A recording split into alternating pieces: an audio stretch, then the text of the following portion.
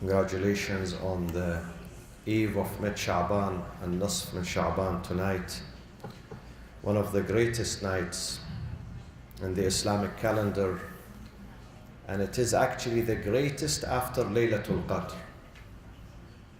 in virtue, importance and holiness. Tonight is the greatest after the night of destiny, Laylatul Qadr.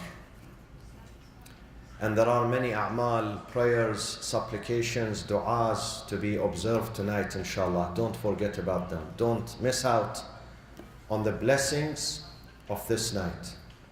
So when you go home, make some time, an hour, half an hour. Open the book of dua. There are special du'as and ziyarah, particularly the ziyarah of Imam Hussein alayhi salam, that pertains to this night, Laylatul Nisf min Sha'ban. And inshallah tomorrow Friday prayers, but Saturday also we're going to see you inshallah before 6 p.m. Try to be here at 5:45 p.m. because we're going to begin the program at 6 p.m. until Maghrib, which is 8:30 inshallah, where we conclude with dinner. And we're going to celebrate the milad of our 12th Imam, Al-Hujjat ibn al-Hasan al-Mahdi, ajjalallahu ta'ala farajahu al-sharif. اللهم كن لوليك الحجة ابن الحسن صلواتك عليه وعلى آبائه في هذه الساعة وفي كل ساعة وليا وحافظا وقائدا وناصرا ودليلا وعينا حتى تسكنه أرضك طوعا وتمتعه فيها طويلا واجعلنا اللهم من أنصاره وأعوانه والمستشهدين بين يديه. Surah Al-Araf, we continue ayah number 180 and 181 inshallah ta'ala. بسم الله الرحمن الرحيم الحمد لله رب العالمين والصلاة والسلام على سيدنا ونبينا وحبيب قلوبنا أبي القاسم المصطفى محمد وعلى أهل بيته الطيبين الطاهرين، سيما ولده وحفيده الإمام المهدي المنتظر عجل الله تعالى فرجه الشريف وجعلنا من أنصاره وأعوانه. أعوذ بالله من الشيطان الرجيم. بسم الله الرحمن الرحيم. ولله الأسماء الحسنى فادعوه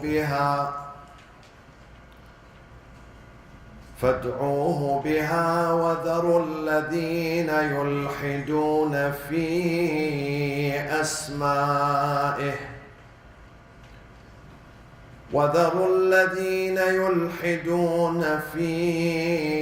أسمائه سيجزون ما كانوا يعملون.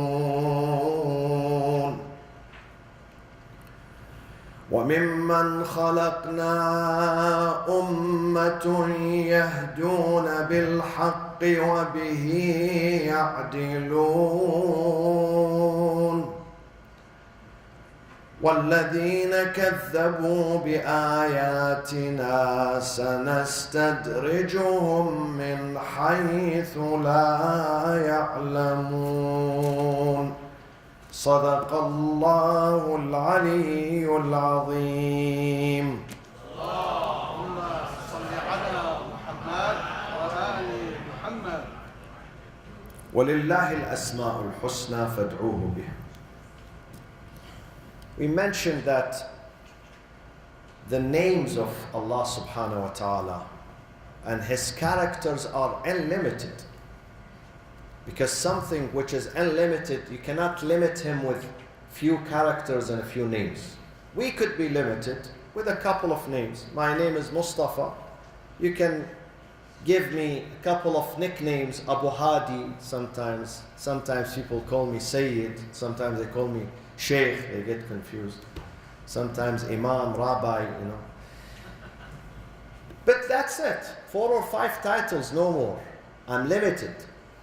When it comes to Allah subhanahu wa ta'ala, which is unlimited, He cannot be described by several titles or nicknames or characters. He's unlimited. But then we have His names are 99.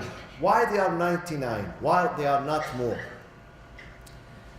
99 is not a literal number. It's not literal. Allegorical, a metaphor. These are the most important names and the most important characters that we understand them and we relate to them. We understand them and we relate to them. They have been put in 99. Otherwise, if you look into this book, the Holy Quran, His names are more than 1,000. More than 1,000. His characters. But they chose 99, so we relate to them. Because if they go further than that, we do not understand them. Beyond our capacity, beyond our limits of understanding. And these names, they aim for something important. Prophet Muhammad sallallahu alaihi wasallam, he says Allah has 99 names. Whoever calls Him with these names, call upon Him with these names, دخل الجنة. He will make it safely to paradise. But not only calling by the tongue or by the heart. We have to practice them. Allah subhanahu wa ta'ala is the Ghafoor. One of His characters, Ghafoor, oft forgiving. We have to learn that from Him. We have to be Ghafoor too. We have to learn how to forgive those who live around us. We have to learn how to empty and cleanse this heart from a grudge. If we keep the grudge and the hate, we are not going to be able to reach Him. We're going to fail in reaching Allah. The heart, the ailing heart, the sick heart cannot understand Allah. Allah is only understood and reached by a clean heart. When the heart is clean. Clean from sins, clean from jealousy, and clean from grudge and hate. Nowadays, as I speak to you, there are scores of terrorists in Iraq, killing innocent people, right now. They took over several cities in Iraq in the name of Islam. They carry the banner. On that banner, their banner is La ilaha illallah Muhammad Rasulullah. But they mistreat this name. They misrepresent this name. They don't represent the mercy of God. They do not represent our Prophet Muhammad sallallahu alaihi wasallam, because the Prophet was sent وَمَا أَرْسَلْنَاكَ إِلَّا رَحْمَةً لِلْعَالَمِينَ. Forgiveness, tolerance. The Prophet used to forgive his enemies. And those people are killing innocent women, children, destroying mosques, Husayniyah. The first thing they did when they captured the city of Mosul, they went after the Shia Muslims in that city. And they started massacring them and killing them. This is not Islam. They did not learn anything from God. Although they have long beards, they carry the Quran in their hand, they say we want to implement Sharia, Islamic Sharia, but they are implementing the Sharia of the Shaitan, not the Sharia of the Rahman. They are not implementing the Sharia of Allah. Sharia of Allah is based on mercy, on tolerance, on respect for others, on building, not destroying, building. I don't understand what type of Islam they have. I really don't understand. We have a friend, they just mentioned his name, Sayyid Rida Bathai. He moved from Iran to study in Najaf. He went 2 days ago to visit the Imamain, the Askariyain in Samarra with his wife and little baby. On his way back from Samarra to Najaf, they captured him and they cut his head. Him, his wife, and his little baby. And when he went missing, his friends, they called him on the cell phone. Someone answered from those terrorists, the jihadis, the terrorists. He said to them, congratulations, we killed him now, and you Shias are kafir and this and this and this and that. Is this Islam? This is Islam? This is the Holy Quran? This is the Islamic Sharia? This is the Sharia of Muawiyah and Yazid, the Sharia of Shaitan. And they would not succeed. Even if they take over several cities, at the end, they're going to be defeated. وَقُلْ جَاءَ الْحَقُّ وَزَهَقَ الْبَاطِلِ إِنَّ الْبَاطِلَ كَانَ زَهُوقًا. Indeed, falsehood and evil is bound to perish, even if they take over for several days or months or years. Taliban, they stayed in Afghanistan for many years, but they perished. إِنَّ الْبَاطِلَ كَانَ زَهُوقًا. So we mentioned the 99 names of Allah to learn from them, to emulate them, to incorporate them in our life. One of them is Ghafoor. One of them is Rahim. Bismillah ar-Rahman ar-Rahim. The most merciful, the most compassionate. Do we have compassion in the heart? Do we have compassion? Let's ask ourselves. You have to fill your heart with compassion and mercy. One of them is As-Sadiq. Allah is truthful. Do we speak the truth? Are we honest and truthful? One of them is Al-Amin. Allah is an honest. When He speaks, He's honest. Allah does not ask me to forgive, and He does not forgive. He practices what He preaches. One of them is Al-Adl. Allah is just. Al-Adl. His system is based on justice. Why today the whole world is being corrupt? Because justice is missing. And the first place justice is missing is the Muslim societies and the Muslim world and Muslim governments.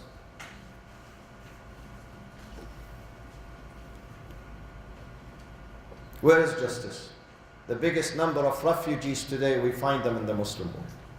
The biggest number of homeless, of hungry people are in the Muslim world.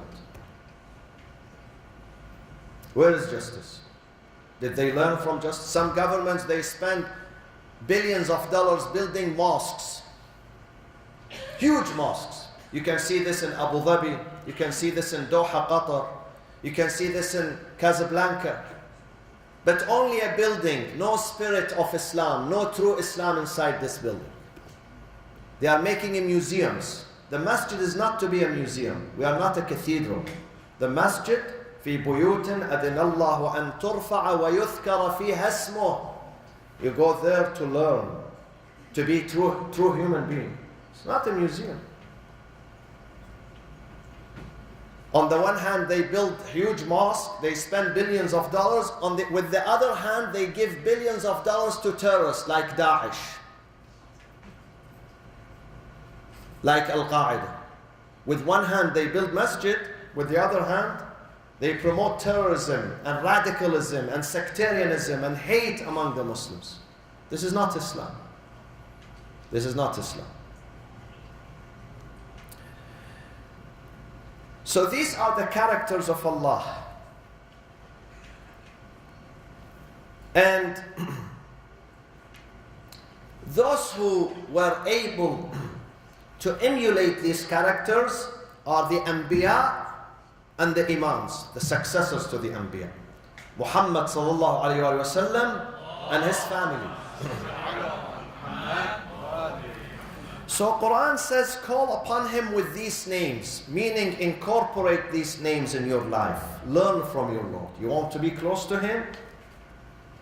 Sometimes when we like a celebrity, we'd like to stand next to him and take a picture of him. So we show the picture. See, this is my picture with this and that. Do we take picture with God? How do we get close to him?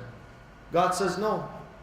I don't have a physical shape or a color that you take my picture. No. Neither I can sign your paper or your book. You want to be close to me? Do what I am doing. Do what I am saying. Be my true servant. Learn from me. Learn from my characters. These are my characters. Learn from them. You get close to me. This is the way. وَذَرُوا الَّذِينَ يُلْحِدُونَ فِي أَسْمَائِهِ وَذَرُوا الَّذِينَ يُلْحِدُونَ فِي أَسْمَائِهِ. And shun such people who yulhidun. They use profanity in his name. What is ilhad? You know, ilhad is the common meaning of ilhad or mulhid is someone who's atheist. But this is not the exact name in Arabic. This is not the exact meaning. Ilhad in Arabic literature means radicalism. When someone is radical, he's not moderate. And the person who does not believe in God is called mulhid because he's a radical. He's not moderate. Something wrong with his mind. He's not a moderate. He's not healthy. His mind is not healthy. The one who rejects God, there is something wrong here. He has to review himself. Otherwise, if you leave it to the sound character, the sound mind, to the fitrah that we have, every person accepts God. All the humanity would accept God. So those who reject God, it means they have something wrong in their mind. They are not okay. They are not healthy. He's mulhid. He's a radical. وَذَرُوا الَّذِينَ يُلْحِدُونَ فِي أَسْمَائِهِ. Allah says, stay away from them. Those who attribute to God, يُلْحِدُونَ فِي أَسْمَائِهِ means those who attribute to God something which is not right. Such as what? Such as what? In Islam, we have a group who believe that they can see God. This is wrong. We cannot see God, neither here nor in the hereafter. God does not have a physical shape. In order for us to see something, it has to have a physical shape, number one. What else it has to have? Space, physical shape. What else? In order for you to see something, an object, a human, anything, any object. A reflection. Reflection of what? Light. Yeah. If this room is completely dark, do you see me? I can see some of you. You have shining face, alhamdulillah, bright face. But we need to have some light. So these things are required. These things do not apply to Allah subhanahu wa ta'ala. Allahu nuru samawati wal ard. He is the source of light. So how do we see him then? Imam Ali was asked, Ya Amir al-Mu'mineen, did you happen to see your Lord? He said, of course. How can I worship a Lord that I don't see? But, he said, I did not see him with this eyes. This is limited. I saw him with this one. The inner eyes, with my heart, with my brain, with my intelligence, I saw him. This is limited. These eyes are limited. Pharaoh said to his people, he said, put a ladder, let me go up and up and up. لَعَلِّي أَطَّلِعُ عَلَى إِلَهِ مُوسَى. I want to find where this guy is sitting, the Lord of Musa. He thought that God has a throne there. He's sitting in the sky, in the cloud somewhere. So he wanted to see him. Because Pharaoh was idiot. He cannot see God with these eyes. Allahu nuru samawati wal ard. Imam Hussein alayhi salam has a beautiful dua. Dua Arafah. He says, عَمِيَتْ عَيْنٌ لَا تَرَاكَ عَلَيْهَا رَقِيبًا وَخَسِرَتْ صَفْقَةُ عَبْدٍ لَمْ تَجْعَلْ لَهُ مِنْ حُبِّكَ نَصِيبًا. Allahu Akbar. That eyes that does not see you is a blind eye. But not that physical, this eye. The Holy Quran says, فَإِنَّهَا لَا تَعْمَى الْأَبْصَارِ وَلَكِنْ تَعْمَى الْقُلُوبُ الَّتِي فِي الصُّدُورِ. Real blindness is not the blindness of the heart, because you can bring someone who lost his sight, but he knows God very well. He can see God through his eyes. There are some people who have sharp vision. They can see everything except God. They cannot see him because there is something wrong here in the heart. And there are some people who lost their physical physical vision, but they can see God very well. This is where we see God, with the heart.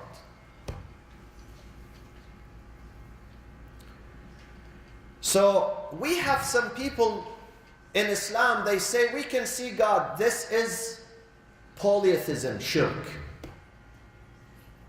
And let me tell you something, my friends. In Sahih al-Bukhari, I have it on my desk here. If you want, I can show you. Sahih al-Bukhari, the second sacred book after this. If you go anywhere today, if you ask what is the second book after Quran, they tell you Sahih al-Bukhari, Al-Imam al-Bukhari.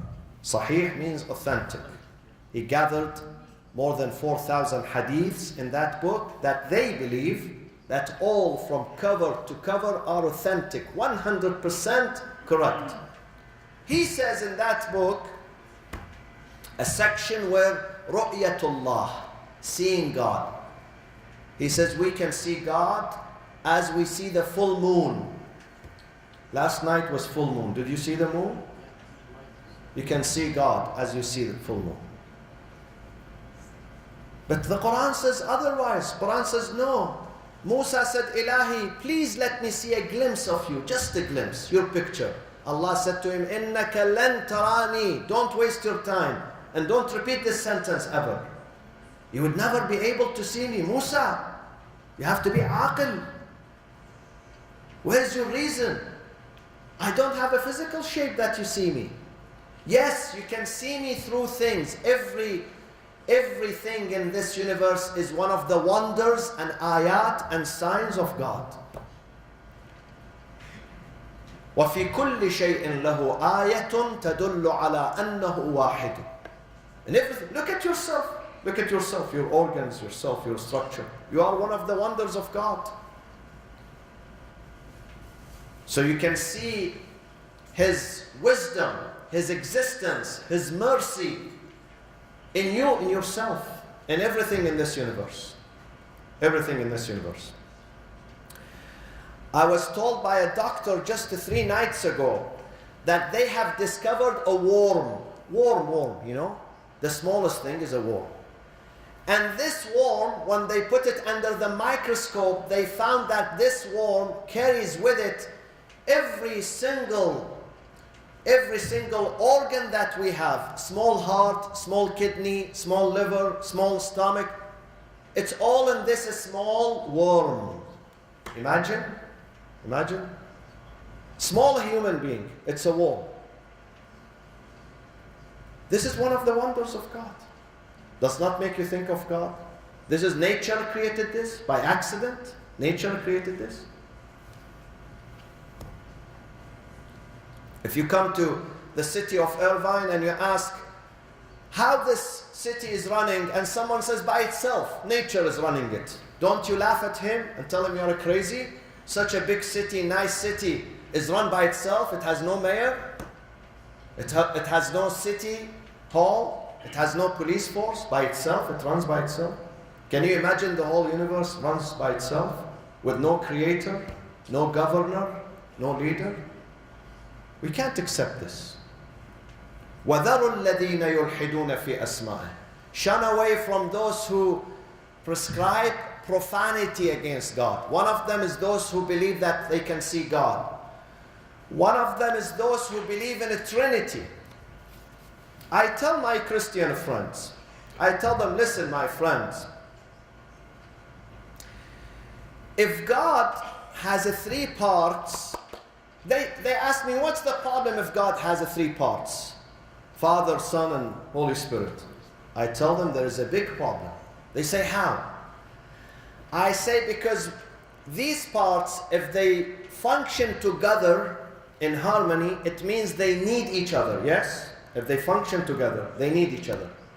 And once you say God is in need, then He ceases to be God anymore. Because there is no difference between Him and me. I'm in need and God is in need. So what's the difference then? Why He's God and I'm not God? God is ghani, self-sufficient. Ghani, not just He has money in His bank account. Ghani He's self-sufficient, meaning that he needs nothing, free of all needs, including himself. He does not need himself. This is what Imam Hussein says in Dua Arafat. If you reflect on that dua, he says, God, glory to you. You don't even need yourself, let alone needing others. We need others. We need food to survive. We need a drink. We need to rest. We need medication. We need to sleep. We need our parents. We need our, siblings. We need our wives, our husbands. You need people around you. You cannot live. You live lonely by yourself. You cannot survive. You need others with you. You need to be surrounded by everything. We are full of needs, and God is absolutely free of all needs. This is the difference. Ya ayyuhan nas, antumul fuqara'u ila Allah. Listen, people, you are the one who are in needs to your Lord. Wallahu huwal ghaniyyul hamid. The only one in this universe who is free of all needs is Him. So you need Him. These are one of the nights. Tonight is one of the nights we get closer to Him. We stand in the middle of the night and we say, God, I love you. I need you. Don't leave me alone. Don't leave me alone. I cannot survive without you. We can survive sometimes with no family, with no friends. But when it comes to God, we cannot survive. We get completely lost. Take advantage of this night. 5 minutes. If you can be with Him, exclusively with Him, just 5 minutes. Focus. Leave the dunya for a second. Be only with Him. You can survive. That's enough. That's enough. Few minutes of reflection. Few minutes of being genuine.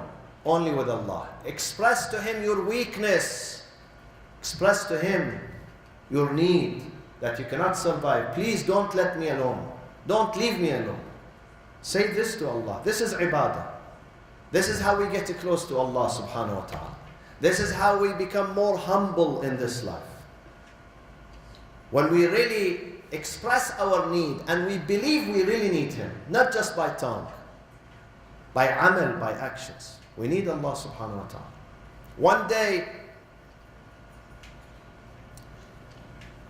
the mother can leave you, the father can leave you, your wife can leave you, your children could, your doctor, your lawyer, everyone could leave you. The one who does not leave you and does not turn away from you is Allah subhanahu wa ta'ala. We had a funeral just last night, the night before last night, Tuesday. Funeral of a young girl at the age of 6 who died in the swimming pool here. And imagine her father and her mother, they were with us. It's very difficult. Sometimes you hear the story, you hear it, but sometimes you see it. And when I went for her janazah, little body, I could not control myself.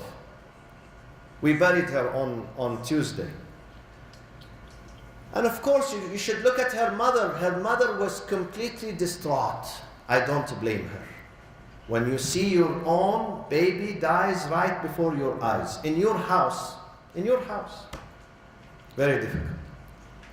I said to them, the only refuge you have is Allah subhanahu wa ta'ala. And this is exactly what the Quran says. Inna lillah wa inna ilayhi raji'un. الذين قالوا الذين إذا أصابتهم مصيبة. At the time of a tragedy, you call upon Allah. Your 911 is Him. You will find the peace. You will find the inner peace. Allah will bring you the inner peace.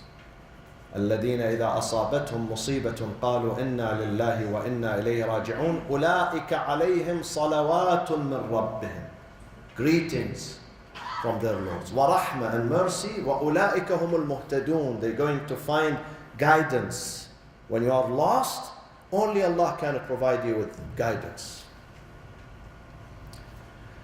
So this is the difference. We do not believe in a Trinity because Allah has not divided. If He's divided, then each section needs the other. Once you say Allah has a need, then He's not Lord. He's not a Lord. وَذَرُوا الَّذِينَ يُلْحِدُونَ فِي أَسْمَائِهِ. سَيُجْزَوْنَ. Each person is going to see the result of what he's doing in this life. If you do good, then don't worry about your future. You know why we fear death? We all fear death. You know why? You know why we fear death? Death is like a sleep. Death is like a sleep. So why people fear? They fear the consequences after death. They know that they are going to be driven to a court. They stand before Allah. وَقِفُوهُمْ إِنَّهُمْ مَسْئُولُونَ. Those who are not prepared, they fear the death. I remember myself, when we had finals, the day I get prepared for my finals, I sleep in peace, I wake up in the morning happy, I go and I know the answer and I submit the answers and I know I am passing. The day I don't prepare, I have fear in my heart. I know I'm not prepared. I did not work hard for this day. Imagine if a lady, she has guests, she invited some guests to her house for dinner or lunch, and she does not go, she doesn't do shopping, she doesn't, prepare the food, she does not cook the food, she does not make catering from the restaurant, and then in about 30 minutes the guests are going to come. Is she going to be happy? No? I think she would run away from the house. She's not ready. When we are not ready for the next station, we fear death. But if we are ready, you do al-amal al-salih. إِلَّا الَّذِينَ آمَنُوا وَعَمِلُوا الصَّالِحَاتِ وَتَوَاصَوْا بِالْحَقِّ وَتَوَاصَوْا بِالصَّبْرِ. Why should you fear death? You know that Allah is merciful. Allah is receiving you. At the time of death, Allahu yatawaffa al-anfusa hina mawtiha. The most generous. If you go to the house of a person who's the most generous, kind, smiling, do you fear? You don't fear. You go with happiness. We are going to Allah, back to Allah, who is the most kind and the most forgiving. Why should we fear? If we are well prepared, we don't fear. But if we are not prepared, we must fear. Yes, we must fear. And we have a few days ahead of us. Either we go into this direction or that direction. There is nothing in the middle. Either when we exit this life, we see the malaika, this book says,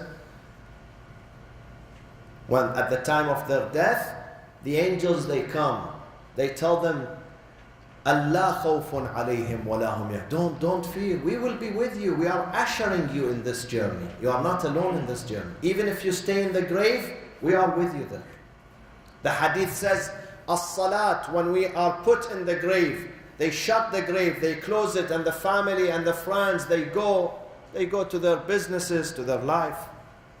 They move away. At that time, we feel lonely. Of course we feel lonely. A dark house, we feel lonely.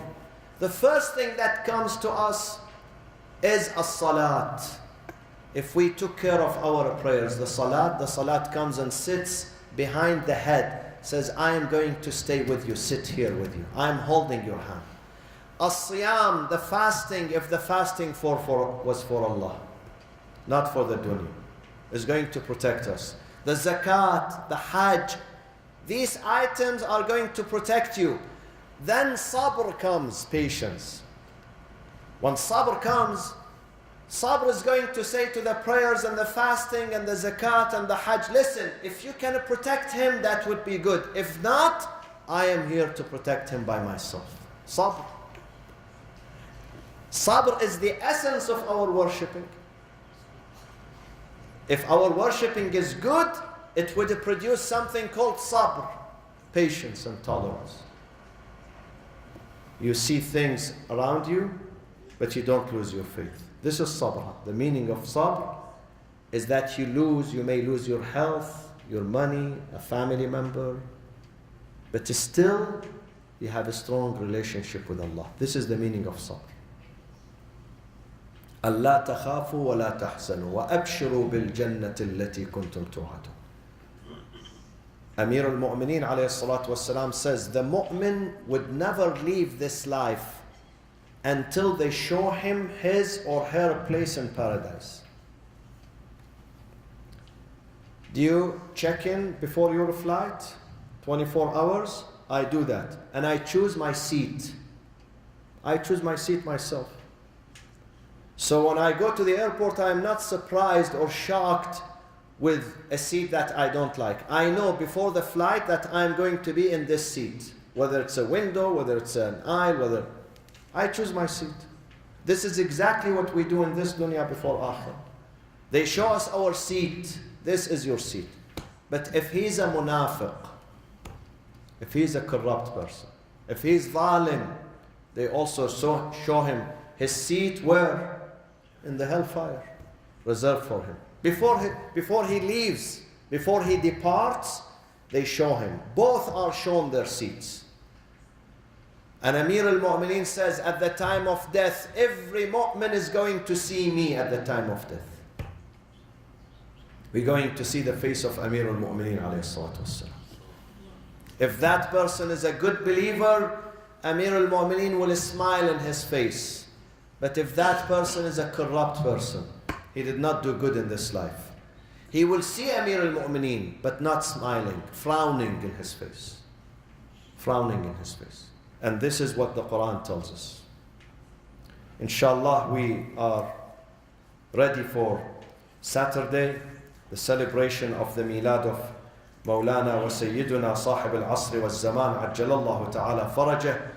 Please do come here at 6. تشريف بيريد ساعة شيش برنامج شروع مشي. And then we need your help. I was told that this Islamic center depends on Allah subhanahu wa ta'ala and your own donations.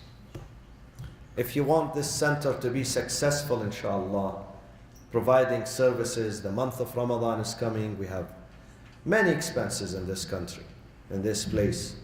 Try to help us, inshallah. Try to be generous. The money that you give for this masjid, for Islam, would not be wasted. It will be dhakhira for you, reserve. It will be reserved for you. So try to be generous and give. We have to give. The giving that we give today, it's going to come back to us tomorrow. This is the wording of the Quran. وَمَا تُقَدِّمُوا لِأَنفُسِكُم مِّنْ خَيْرٍ تَجِدُوا. When you do goodness, you give, you donate today, you tajidu, you will find it tomorrow, right before your eyes. So we ask you to, inshallah, come at 6 p.m. to commemorate or to celebrate the Milad of our Imam. And let's again, at the conclusion, recite our dua for our Imam, for his لتعجيل الفرج وظهور الإمام, for his return, inshallah, to bring peace and happiness and stability with him to the entire earth and the population of earth. اللهم كن لوليك الحجة ابن الحسن صلواتك عليه وعلى آبائه في هذه الساعة وفي كل ساعة وليا وحافظا وقائدا وناصرا ودليلا وعينا حتى تسكنه أرضك طوعا وتمتعه فيها طويلا واجعلنا اللهم من أنصاره وأعوانه. Also they asked me to recite أمن يجيب المضطر. We have many people who are, with ailment. They are asking, this night is a holy night. Try to remember them, pray for them, pray for yourself, your relatives, your friends, your community, your country. أعوذ بالله من الشيطان الرجيم. بسم الله الرحمن الرحيم. أمن يجيب المضطر إذا دعاه ويكشف السوء. أمن يجيب المضطر إذا دعاه ويكشف السوء. أمن يجيب المضطر إذا دعاه ويكشف السوء. أمن يجيب المضطر إذا دعاه ويكشف السوء. أمن يجيب المضطر إذا دعاه ويكشف السوء. يا الله من على مرضانا بالشفاء والعافية. المرضى المنظورين اللهم البسهم ثوب الصحة والعافية. اللهم اغفر ذنوبنا واستر عيوبنا واشف مرضانا وفك أسرانا وسجناءنا. وعجل في فرج سيدنا ومولانا صاحب العصر والزمان، وإلى أرواح المؤمنين والشهداء، وإلى روح المرحوم حجة الإسلام والمسلمين السيد رضا البطحائي وأرواح الشهداء. ثواب الفاتحة مع الصلاة على محمد وآل محمد.